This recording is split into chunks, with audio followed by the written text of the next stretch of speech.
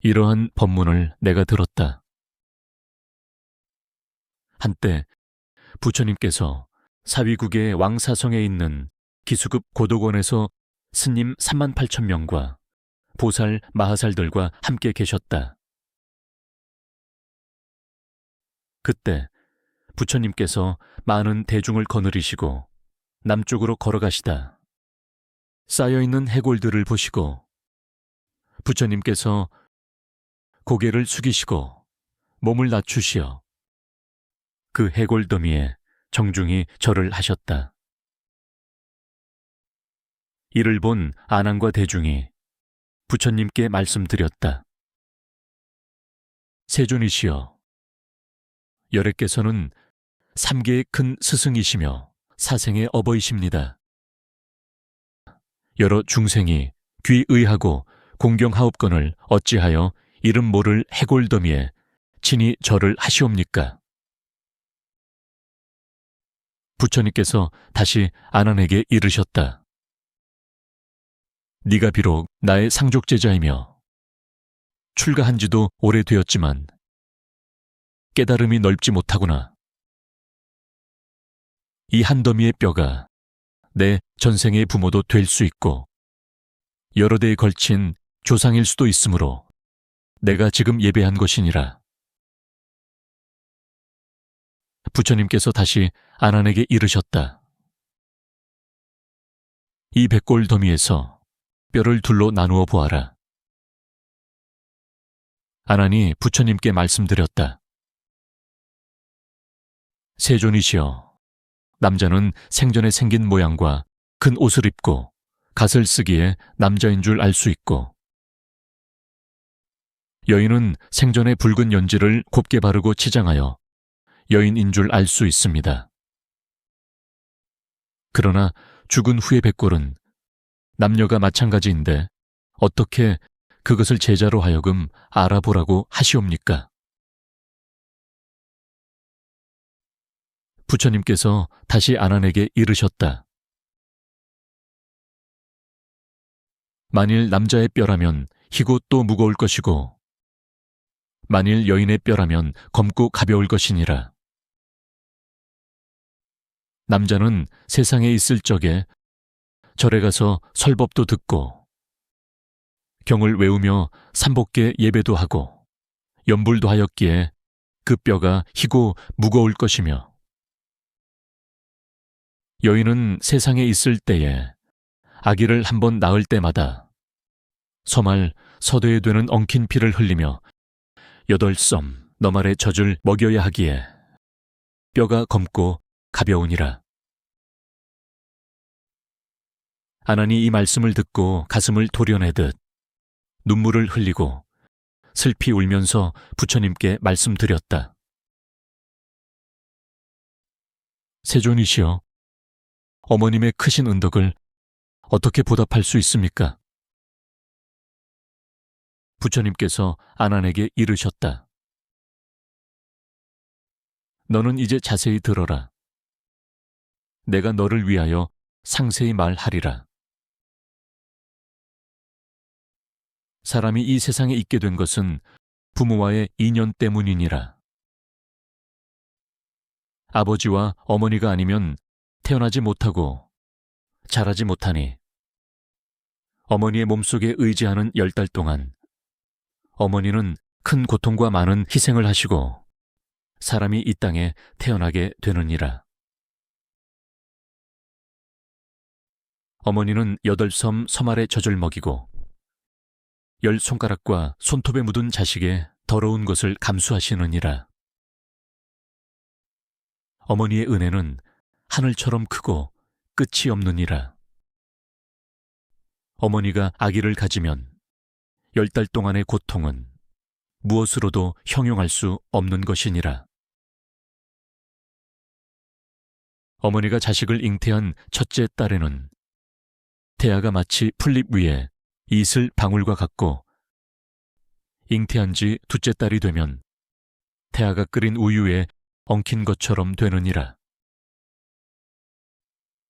잉태한 지 셋째 딸에는 태아는 마치 엉킨 피와 같고 잉태한 지 넷째 달에는 차츰 사람의 형상을 이루며 다섯 달에는 어머니 뱃속에서 아기의 다섯 부분의 모양이 생겨나는데 아기의 머리와 두 팔, 두 무릎이니라. 잉태한 지 여섯 달이 되면 어머니 뱃속에서 아기의 여섯 가지 감각이 열리는데 눈과 귀, 코와 입, 혀와 그리고 정신, 이것을 육정이라 하느니라. 눈이 첫째 정기가 되고 귀가 둘째 정기가 되고 코가 셋째 정기이며 입이 넷째 정기가 되고 혀가 다섯째 정기가 되며 그리고 정신 여섯 개 정기니라. 어머니가 잉태한 지 7달이 되면 어머니 뱃속에서 360개의 뼈마디와 84,000개의 털구멍이 생기느니라.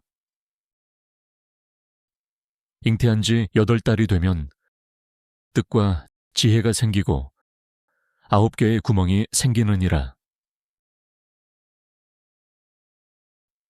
잉태한 지 9달이 되면 아기가 어머니 뱃속에서 무엇을 먹게 되는데 이때 복숭아나 배, 마늘은 먹지 말아야 하고 오곡만을 먹느니라. 어머니의 생장은 아래로 향하고 속장은 위로 향하여 있는데 그 사이에 세 가지의 산이 있으니 한 가지는 수미산이요 또 한 가지는 업산이요 또 한 가지는 혈산이니라. 이 산이 한번 무너져 내리며 합쳐져 한 줄기에 엉긴 피가 되어 아기의 입 안으로 흘러 들어가느니라. 잉태한 지 10달째 비로소 태어나게 되는데 어머니의 포태를 제치고 손으로는 어머니의 가슴과 복장을 움켜잡고 다리로는 어머니의 골반뼈를 밟고 버티어 청의 칼과 만개의 송곳으로 찌르듯한 고통을 겪으시며 이 몸을 낳으시고 만약 효심이 깊은 자식이라면 주먹을 쥐어 합장하고 태어나 어머니 몸을 상하지 않게 하느니라. 아직도 10가지의 더 크신 은혜가 있느니라. 첫째는 아기를 베어서 보호해 주신 은혜니라. 오랜 시간에 인연을 거쳐 이번 생에 어머니 몸에 태어나게 되었노라. 날이 지나고 달이 지나며 아기의 오장이 생겨나고 7달이 되니 아기의 육정이 열렸도다. 둘째는 해산할 때 받으신 고통의 은혜니라. 아기를 몸에 품고 해산할 달이 하루하루 다가오니 아침마다 큰 병에 걸린 듯 나날이 정신도 흐려지고 하루하루 시간이 흐르니 두렵고 떨리는 마음 무엇으로 형용할까? 근심은 눈물 되어 가슴속에 가득하고 슬픈 생각이 끝이 없어 친족들을 만날 때면 이러다가 내가 죽지 않을까 두려운 생각에 겁이 난다. 셋째는 자식을 낳아주신 은혜니라. 자비하신 어머니가 그대를 낳은 날 오장육부가 쪼개지는 듯한 고통 속에서 몸과 마음이 모두 끊어졌고 누운 자리는 수많은 피가 흘러넘치고 고통의 순간에서도 아기가 건강하다라는 말을 들으면 그 기쁨 평소의 몇 배가 된다. 다시 고통의 괴로움이 온 몸에 사무쳐 슬픔이 밀려온다. 넷째는 입에 쓴 것은 삼키고 단 것은 뱉어서 먹이시던 은혜니라. 좋은 음식은 다 아기를 주었으니 무엇을 잡수실까? 아이만 배불리 먹으면 어머니는 굶주림도 사양찮고 자식 사랑 크나커서 깊은 정이 끝이 없다. 그 은혜 더욱 깊어 슬픔 또한 더하느니라. 다섯째는 오로지 아기만을 생각하는 은혜니라. 두 저주로 굶주림과 목마름을 채워주고 부드러운 솜의 자락으로 찬 바람을 막아주며 사랑과 정성으로 잠도 설치시며 오로지 아기의 편함만을 생각하는 자비하신 어머니는 불편함도 즐겁도다. 여섯째는 젖을 먹여 기르시는 은혜니라. 어머님의 크신 은혜는 땅과 같고 아버님의 높은 은혜는 하늘과도 같네. 높고 크신 아버지와 어머니의 마음 그와 같아서 비록 아이가 눈이 없다 한들 내 속에서 친히 낳은 자식이기에 어찌 미워하리. 사랑함이 끝이 없도다. 일곱째는 오로지 자식만을 위하신 은혜니라. 옛날에 아름답던 그 얼굴과 그 곱고 고운 자태는 유연도 하셨도다. 두 눈썹은 버들잎 같았고 두 뺨은 붉은 연꽃도 무색하셨네. 어머니의 은혜가 깊을수록 그 모습 여위셨고 맑은 얼굴이 상하셨네. 오로지 아들 딸만을 사랑하고 보살피시다. 어머니는 늙은 줄도 잊으시고 잔주름만 늘어간다. 여덟째는 자식이 먼 길 떠나면 염려하고 생각하신 은혜니라. 죽어서 헤어짐도 참기 힘들고 살아서 생이별 또한 아프고 서럽도다. 자식이 집을 나가 먼 곳으로 떠나가면 어머니의 마음은 밤낮을 가리지 않고 자식 걱정에 애간장이 다 끊긴다. 아홉째는 강산처럼 크고 깊은 부모님의 은혜니라. 그 크고 깊은 은혜 무엇으로도 갚기 어렵다. 자식의 괴로움을 대신 받기 원하시고 자식이 고생하면 부모 마음 편치 않네. 자식이 먼 길 떠난다 들으시면 잘 있는가 춥지 않는가 밤낮으로 걱정이고 자식이 괴로운 일 당할 때면 어머니는 오래도록 마음 아파하시네. 열째는 끝없이 자식을 사랑하는 은혜니라.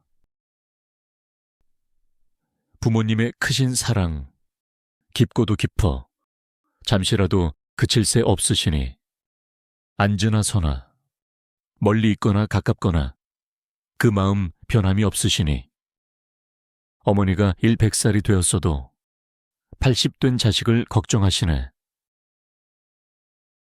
어머니 크신 은혜 그 수명이 다한 후에 비로소 그치실까?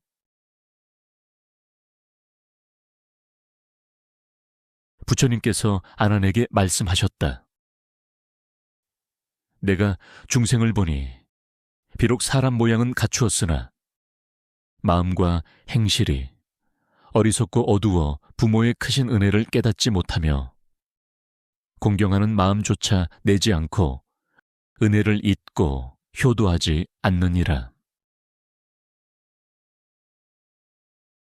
어머니가 아기를 가진 10달 동안 일어서거나 앉는 것도 편치 못하여 마치 무거운 짐을 진 것 같고 음식이 잘 내리지 않아 오랫동안 큰 병을 앓는 사람과 같느니라. 다리 차서 아기를 낳을 때는 온갖 고통을 받으며 잠깐 잘못으로 죽게 될까 두려워하며 피가 흘러 바닥을 적시느니라. 이런 고통을 겪으면서도 자식을 낳으신 후에는 쓴 것은 삼키시고 단 것은 뱉어서 아기에게 먹이며 품에 안아 기르느니라. 더러운 것은 말끔히 씻어내고 아무리 힘들어도 싫어하지 않으시며 모든 괴로움 참아가며 고생스러운 일도 기꺼이 감내하느니라. 마른 자리는 아이를 누이고 젖은 자리에는 어머니가 누우시며 3년 동안 어머니의 젖을 먹이며 키우느니라. 그럼에도 자식은 부모에게 불효를 하는데 성년이 되면 예절과 의리를 가르치나 스승의 가르침도 따르지 않고 부모의 가르침도 따르지 않느니라. 형제간의 약속도 소홀히 여기고 왕래를 어른께 아뢰지 않고 말과 행실이 어긋나며 스스로 교만하여 이를 함부로 처리하느니라.